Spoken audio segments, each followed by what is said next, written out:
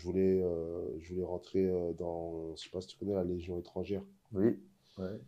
Et du coup, je m'entraînais beaucoup, tout ça. J'étais descendu à la montagne, c'était pas mon truc. J'ai, Quand tu dis que tu t'entraînais beaucoup, c'était quoi? Physique? ouais, physique, arts martiaux. J'avais fait comme tout le monde, parce que moi, en fait, je suis originaire de la région parisienne. Et je faisais comme tout le monde au quartier, c'est-à-dire qu'on faisait Muay Thai, trucs comme ça. Mais j'avais fait ça 2, 3 ans. Puis après, les potes, j'ai suivi les mauvaises personnes. Et puis voilà, j'ai Mhm. pas continué. Et donc, du coup, j'ai repris un petit peu sur le tard, vers 28, 29 ans, je crois. Et j'avais un cousin qui bossait à la montagne qui m'avait dit, bah, viens là-bas, si tu descends là-bas, bah, tu es en altitude. Et c'est bien pour Mhm. le système cardiovasculaire, pour le cardio, tout ça, tout. Il y a les athlètes de l'INSEP, justement, à la station Val Thorens. Donc, descends là-bas, voilà. Donc, moi, je descends là-bas, je m'entraîne là-bas. Et puis de là-bas, il m'emmène de temps en temps à Genève. On va à Genève pour aller chercher des VIP bah, à l'aéroport, là, à côté, pour les ramener dans leur chalet à Valto. C'est comme ça que j'arrive à Genève. Mhm. Et puis, de fil en aiguille, moi, je faisais beaucoup de... je sais pas si tu connais, c'est le workout, là, street workout, les Mhm. tractions, tout ça, tout. Street workout, calisthenics. J'avais gagné pas mal de trucs sur Paris à l'époque, 2012, 2013. Et donc, en arrivant à Genève, je demande sur Facebook, ouais, est-ce qu'il y a des mecs qui pratiquent sur Genève? Mhm. Et puis, on me répond, il y a un pote à moi de Paris qui me répond, il me dit, bah vas-y, appelle-lui. Et lui, il fait. Et puis, c'était Gaël, tu vois, Gaël Colline. Il était chez toi pendant une Ah oui, période, oui, bien sûr. ouais, tu vois. Ok.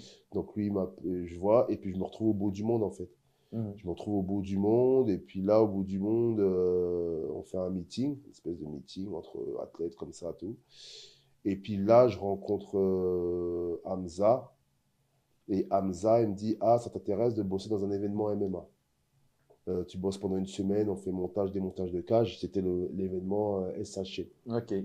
Donc là, on est en 2012 ou 2013. Mhm. Et puis, je me retrouve à monter et démonter les cages dans l'événement. Et puis là, je vois les mecs qui se tapent dans la cage, tout ça. Je dis, waouh, ça c'est. Mhm. J'aimerais bien faire ça, ce truc-là, tu Donc, vois. jusque là, le MMA, ça t'attirait pas plus que ça. Bah, en fait, moi, je m'étais. Si tu veux, j'avais suivi un programme parce que j'avais fait. Je faisais pas mal de. Je suivais les mauvaises personnes, je faisais pas mal de conneries à l'époque. Et donc, j'avais un ami à moi qui m'a orienté vers des militaires à Paris et qui faisait le close combat, en fait. Mhm. Donc, c'était ma première approche que j'ai eue, on va dire, de manière sérieuse après la boxe thaï, vers mes 17, 18 ans, sur les arts martiaux, en fait.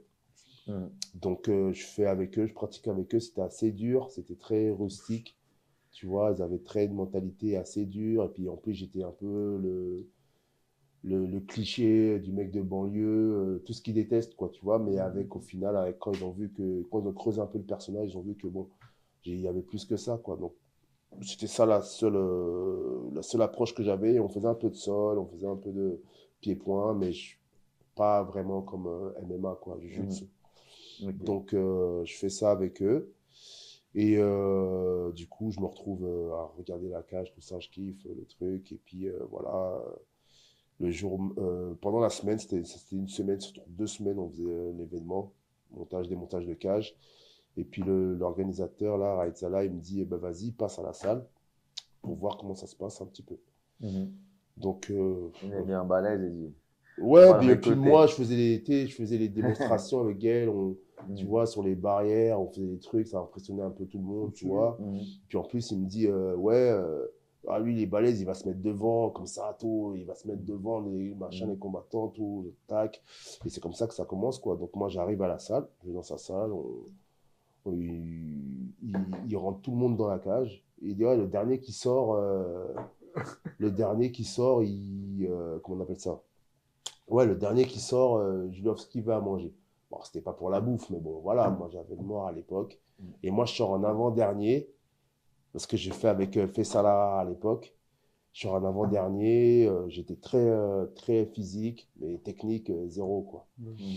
Et puis c'est comme ça que ça commence. Après, je m'entraîne avec. Il y avait des cours, il y avait des cours à midi. C'était Karim Mamar à l'époque, un Mhm. combattant Ouais. qui donnait les cours. Mhm. Donc, Mais tout ça, c'était encore des MMA, c'était pas encore du JB. c'était du MMA. Et puis Mhm. moi, j'avais, tu sais, j'avais l'éducation de quartier, MMA, grappling, tu vois, Mhm. Muay Thai, Jiu-Jitsu. Je connaissais très, très, très vaguement, quoi. Mhm. Et puis du coup, je commence comme ça, je m'entraîne avec eux midi, puis après je rencontre Yannick et Serge et Mhm. Coco qui donnait le cours dans cette salle aussi, mais de Muay Thai. Boxe Thai, Muay Donc Thai. je fais MMA, Muay Thai. À l'époque, j'habitais à Versoix, donc je faisais Versoix, Genève, en vélo ou en courant. Je faisais Muay Thai, MMA Muay Thai. Après, je repartais.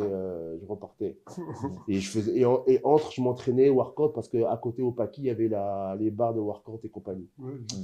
Et ça, je fais ça ça, je fais ça.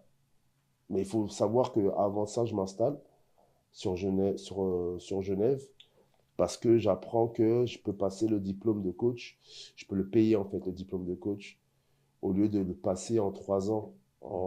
À Paris, c'est le BPGEPS, ils appellent ça. Mhm. Tu le passes en 3 ans, et puis, alors qu'ici, tu le passes en moins d'1 an, je crois, mais tu payes une certaine somme. Donc, C'est quoi, c'est la formation que les gens font là-bas, avec ouais, à soit FitzPro. À Fitzpro. FitzPro. Donc, Ok. moi, je remonte à Paris pour Mais travailler. à ce moment-là, tu n'avais pas encore un diplôme d'entraîneur. Tu étais juste un Non, athlète. non, je m'entraîne, mais je m'entraînais très Mhm. dur, tu vois. Mhm. Et je m'entraînais que des mecs comme moi, quand on s'entraînait, Mhm. workout, trucs comme ça, tout. Mhm.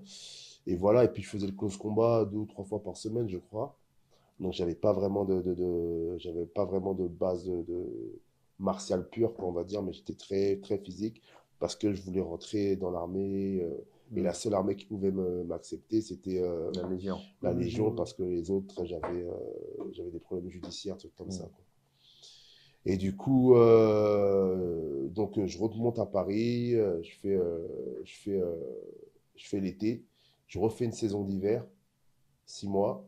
Après, je redemande à Raed Salah si je peux participer à son événement, travailler encore. Il me dit, ouais, pas de problème. Je redescends et j'essaie de me dépatouiller pour pouvoir trouver quelque chose, un coin pour dormir, tout ça. Je vais à FitzPro et puis à FitzPro, ils me disent que maintenant, ils peuvent plus payer en plusieurs mois. Ils me disent que maintenant, tu payes en 2 fois, 3 fois. Moi, j'avais quoi à l'époque? J'avais quoi, 3 000, 5 000 balles. Et Mhm. j'avais cet argent pour et payer la formation et pour manger, pour me lever et tout. Donc je vais voir Ed Salah, je dis voilà, moi je suis là, comment je fais, tout ça, tout. Il me dit, bah, écoute, t'es déjà là, ça sert à rien de remonter. Donc là, c'était une décision assez difficile. Voilà, je vais au bord du lac, je réfléchis un petit peu et puis je reviens, je dis vas-y, c'est pas grave, je reste ici, voilà, on va voir ce que ça donne. Mhm. Et puis après, bah, je continue. À partir de là, je m'entraîne tous les jours et Mhm. voilà quoi.